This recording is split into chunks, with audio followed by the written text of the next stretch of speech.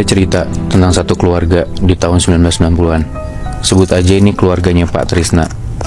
Mereka itu Katolik, tapi mereka tuh cuman pergi ke gereja 3 kali dalam seumur hidup. Jadi ya intinya emang bukan tipikal keluarga yang rajin beribadah lah.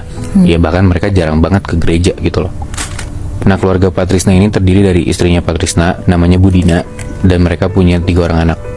Yang paling tua itu cowok, terus 2 anaknya lagi cewek-cewek. Nah, yang mau gue ceritain ini anak keduanya Pak Trisna sama Budina, namanya Grace. Suatu hari di tahun 1990-an itu ada kejadian Pak Trisna dapat kabar kalau anak perempuannya, si Grace, itu sakit. Nah, Grace ini tinggal di luar negeri, Moy. Dia tuh kerja di sana. Dan Pak Trisna ini dikabarin kalau kemungkinan Grace tuh nggak bisa lanjutin kerjanya di luar. Jadi ya dia harus balik ke Indonesia, tepatnya di Medan, karena keluarga Pak Trisna tinggalnya di Medan. Nah, penyakitnya tuh aneh, Moy, kalau kata orang luar negeri ini. Karena Grace tuh tiba-tiba badannya lebam, banyak banget, terus suka ngelamun sendiri, kayak orang gila. Tapi kalau dalam keadaan tertentu, ya fisiknya baik-baik aja. Akhirnya singkat cerita, si Grace ini baliklah ke Indonesia buat disembuhin. Nah, lo tau lah Indonesia tuh kuat dengan paguyubannya gitu kan, kayak ya saling bantu antar tetangga. Ya banyak juga tetangga deket rumahnya si Pak Trisna ini nengokin kondisinya Grace.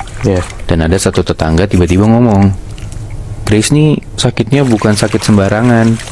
Coba deh minta bantuan sama orang yang dalam tanda kutip bisa. Ya udah tuh si keluarganya Grace ini, terutama Pak Trisna, minta bantuan dukun, orang yang ngerti gitulah. Nah, pas berobat ke dukun ini, si Grace malah makin parah, Moy. Kenapa makin parah? Karena dia tuh kalau siang kayak orang biasa aja, lebamnya hilang. Tapi kalau malam, lebamnya tuh muncul lagi.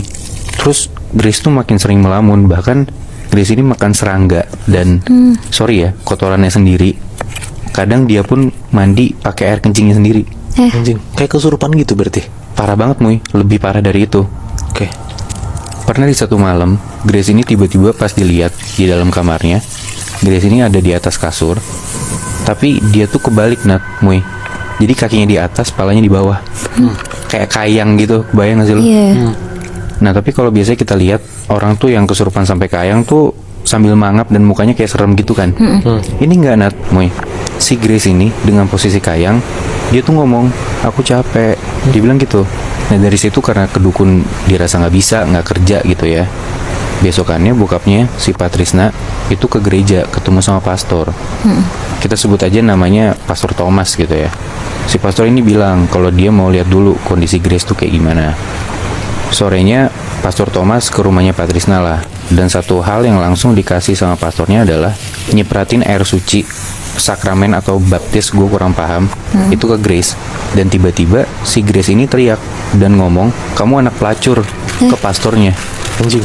Setelah itu si Grace ini makin histeris dan akhirnya Grace diikat kenceng banget tangannya, karena ya saking parahnya dia ngeronta-ronta. Terus pastor ini udah cukup pesimis karena dia merasa kalau eksorsis yang mau dia lakuin tuh bakal gagal, bahkan malah ngebuat Grace makin parah. Ini gue nggak tahu benar atau enggak ya, tapi kalau dari cerita yang gue dapet, katanya di Katolik itu kalau ada orang pengen eksorsis secara resmi itu dia harus sudah dibaptis. Nah, sayangnya si Grace ini belum pernah dibaptis dari lahir, ya karena yang gue bilang ya keluarganya aja nggak agamis sama sekali gitu loh. Nah, gara-gara itu pastor ini bilang kalau eksorsis yang mau dilakuin ke Grace itu harus izin dulu ke Vatikan, dan itu butuh waktu banget dengan kondisi Grace yang udah parah segininya gitu. Nah, tapi pastor ini ngasih solusi kalau dia tuh kenal sama pastor yang khusus untuk nanganin kasus eksorsis ini. Sebutlah namanya Pastor Dennis. Ini dia orang Medan juga, Bi? Gue nggak tahu dia orang mana, tapi dari kenalannya Pastor Thomas, ya Pastor Dennis ini emang expert di bidang eksorsis inilah gitu. Akhirnya Pastor Dennis ini dipanggil. Nah, tapi ada satu masalah, Moy. Pastor Dennis ini tangan kirinya tuh suka gemeter gitu loh. Itu pun dia ada ya penyakit gemeter tangan kirinya ini gara-gara emang efek eksorsis yang dia pernah lakuin sebelumnya. Nah, gue nggak tahu tuh kenapa. Singkat cerita, 2 hari kemudian Pastor Dennis datang ke rumah Pak Trisna dan langsung ngelakuin eksorsisnya itu. Gak pakai lama, dia masuk ke kamarnya Grace, dan hal pertama yang terjadi setelah Pastor Dennis mulai eksorsisnya, Grace ini badannya jadi bau busuk banget. Dan di posisi terikat dengan tali gitu, dari badannya Grace nih keluar lendir, Moy. Dari kulitnya Grace tuh keluar lendir yang bau amis banget. Dan itu sampai kasurnya Grace tuh basah dan bau bener-bener bau amis. Dari situ Pastor Dennis tuh tahu Grace tuh sebenarnya dimasukin makhluk apa. Tapi ada satu ketentuan. Dari cerita yang gue dapet ini, teman gue bilang kalau misalkan kita mau nge-eksorsis apapun jenisnya, makhluk yang ada di dalam tubuh itu harus nyebutin namanya siapa. Karena kalau nggak disebutin namanya, dia nggak akan bisa keusir, katanya gitu. Akhirnya dicobalah sakramen. Sakramen tuh kayak kegiatan eksorsis yang pastornya bawa lonceng, bawa air suci, alat-alat hosti kayak selendang yang dipakai sama pastor gitu, dan baju khususnya lah. Jadi kalau misalnya Camuy mungkin tadi nggak se-prepare itu, yang ini tuh cukup prepare lah. Ya. Dan gak boleh ada yang masuk ke ruangan, ke kamarnya Grace selama proses eksorsis itu berjalan. Singkat cerita, proses eksorsis selesai di hari itu, dan Grace tuh kelihatan dari raut mukanya udah mulai membaik. Tapi badannya Grace tuh udah hancur banget. Bener-bener lukanya banyak, lebam-lebam, parah banget. Gara-gara ya dia kebeset tali yang ngiket tangannya. Gara-gara dia ngeronta-ronta. Badannya tuh jadi luka gara-gara kena benda-benda di sekelilingnya gitu. Tapi walaupun membaik, gak bisa dibilang eksorsismenya berhasil. Pokoknya sampai berhari-hari proses ini tuh berjalan. Pastor Dennis tuh datang ke rumahnya Pak Trisna, masuk ke kamarnya Grace. Grace dieksorsis berhari-hari, berkali-kali pun. Dan selama proses ini berjalan, makhluk yang di dalam tubuhnya Grace tuh gak mau ngaku namanya siapa. Dia gak mau sebut namanya siapa.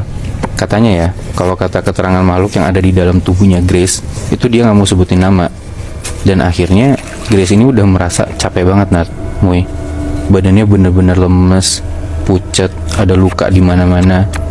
Dan bahkan di terakhir kali dia dieksorsis itu, kejadian terparahnya, kepalanya Grace ini sampai muter 180 derajat ke belakang. Tulang-tulangnya sampai patah dan akhirnya Grace meninggal. Jadi ternyata, Nat, Muy, makhluk yang masuk ke dalam tubuhnya Grace itu namanya Leviathan. Tahu nggak lo? Tahu lagi. Apa Muy yang lo tahu? Yang monster yang emang paling kuat banget itu kan? Bener. Jadi Leviathan tuh, Nat, itu tuh iblis terkuat yang kalau dari sejarahnya tuh dia penguasa laut.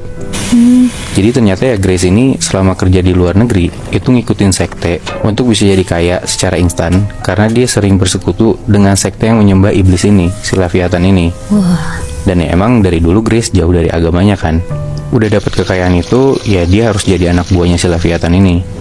Jadi itu yang ngebuat si badannya Grace tuh jadi bau amis gitu loh. Dan dari keterangan pastornya, si Leviathan ini bilang kalau dia nggak mau keluar dari badannya Grace karena Grace ini udah jadi miliknya sampai kapanpun. Masalah itu dia dirasukin sama Leviathan, anjir.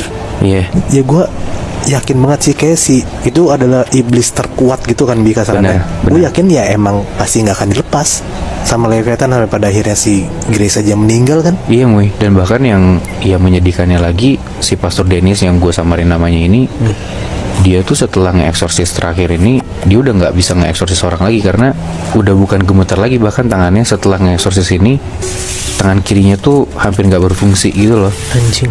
Iya ya. Padahal udah pakai pastor yang emang expertise-nya itu, tapi masih gagal juga.